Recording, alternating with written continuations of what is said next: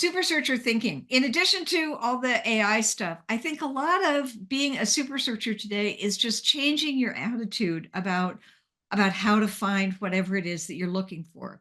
Um, I think since everybody can Google it and everybody can chat GPT it, they're not just looking for information. They can get information from anywhere. What our clients are looking for are answers instead. And what that means is we as researchers and searchers have to go into more places. We have to think about take a broader perspective of where those answers might be. And they might be in places that our users or patrons might not have thought of looking, like social media or Substack, which is my new favorite place to go if I need to kill time, just saying.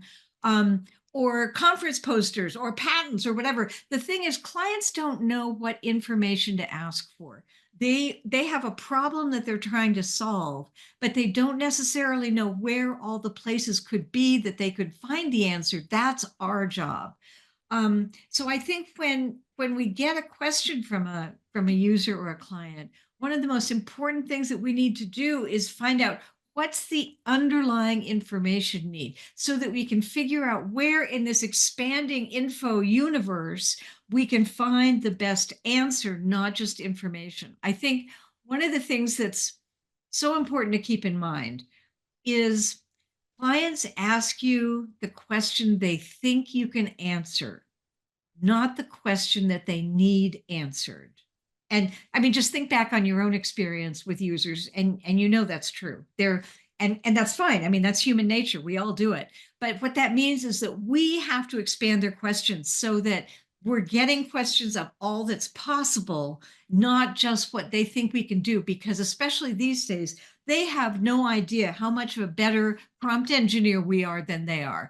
And so they think that they've already used search bots because they use ChatGPT. And it's like, oh, no, no, no, step back. There's a search professional in the room. We can take care of this. So again, getting them to expand their questions, not to just what they think we can answer, but what they need answered.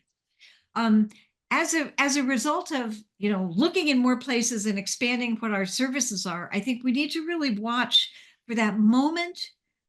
And if you just pause for a moment, you'll all recognize that, that's weird.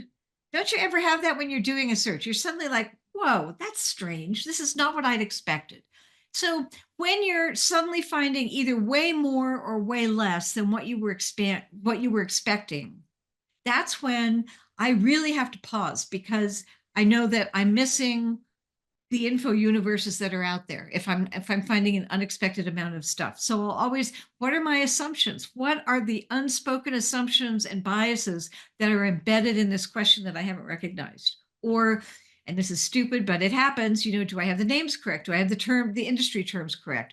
Am I looking in the right places? Is this the kind of an answer that I'm going to get better results in peer-reviewed literature, or a preprint database, or the open web, for example? So thinking about where's the most likely place that something like this is going to be hiding.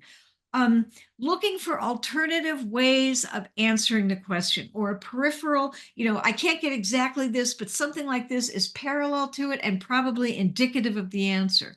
And when I'm not finding what I'm expecting, sometimes I will ask a search bot for suggestions. Again, this comes back to here's a prompt, give me some suggestions on how to improve it. Or here's a search that I'm trying to run in PubMed.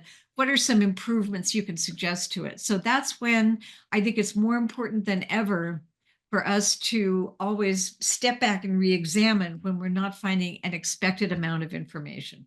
I think tied into that is we really need to look for interdisciplinary synergy and know that our users tend to, silo their searches, and it's our job to sort of cross-pollinate that, bring our users into, well, have you considered this other area of information that might be useful as well? Here's a database that we have on top of the search bots that you've been using. This might really give you what you're looking for. So just helping your users and helping yourself to sharpen your peripheral vision so that you see the important outliers, but you're not distracted by the tangential stuff that actually doesn't add anything to the answer. I think what's important is as you're evaluating what resources to use and what approaches to take is to think about whether you're familiar with the whole information landscape rather than landscape, the information universe that's out there. So if this is a topic that you're generally familiar with, number one, don't get too much in a rut. And so even if it's something that's familiar, ask yourself, how is this different from other questions, so that you're not just doing the same old each time. This is an important question to ask yourself. And then when I'm doing a search in an area I know a lot about, I'll start really focused. If I'm not getting the answer right there, I slowly start expanding out, open the lens, this much, then this much, then this much, to see what else I'm getting. When I know what I'm doing, I will often go to a search engine that does track my results, because I like that. I want it to know that I've just tried this and now I'm trying this and now I'm trying this, because I know what I'm doing. I'm not flailing. I'm very intentional about this. And so it's helpful to have the tracking of a search engine. Um, when I'm familiar with with the Infoscape in general, I still will use one alternative search engine in addition to Google, just because you always get different results. Um, and I will often ask a search bot, not for general help, because I figure I don't need it for that, but I'm looking for the outliers. I'm looking for the unexpected stuff. And so this is something, try it every time and see how often it works. In with some kinds of research questions, you'll find this really useful. For others, maybe not. So I'll ask a search bot, what's one unexpected development in whatever it is that I'm researching, and just see if it pops up anything that I hadn't expected before. I don't expect a big answer, but you introduce a little bit of randomness and serendipity in every search, and I think that's a good thing.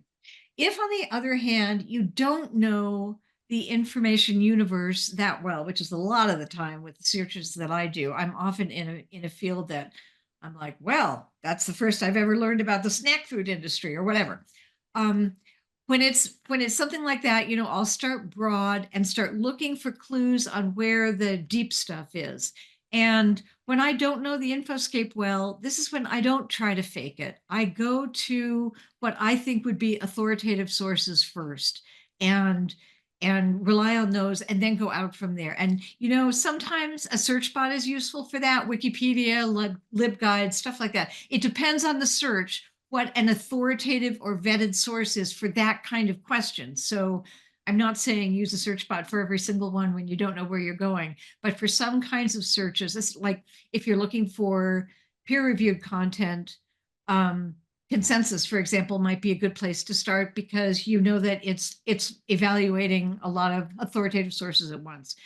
When you don't know the Infoscape well, that's when I use a non-tracking search engine. I tend to use DuckDuckGo for that, because I don't want it watching my mistakes. When I go off on a tangent, it's like, oh, no, no, no, no, that's wrong, that's wrong. I don't want it tracking and modifying the results based on the mistake that I just made. Um, I want it to have each search is a new search, because I have no clue what I'm doing. Another thing to keep in mind, again, this is because everybody has already Googled and Chat GPT this search before they bring it to you, is there often isn't the answer, but we can find an answer that may be close or good enough.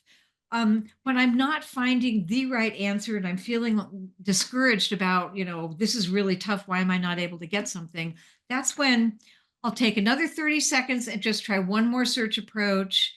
I'll remind myself of what the patron is doing with what I'm sending them or helping them with. What's the point of this research? And sometimes, honestly, close enough is good enough. It's like we can't get the exact answer to every question.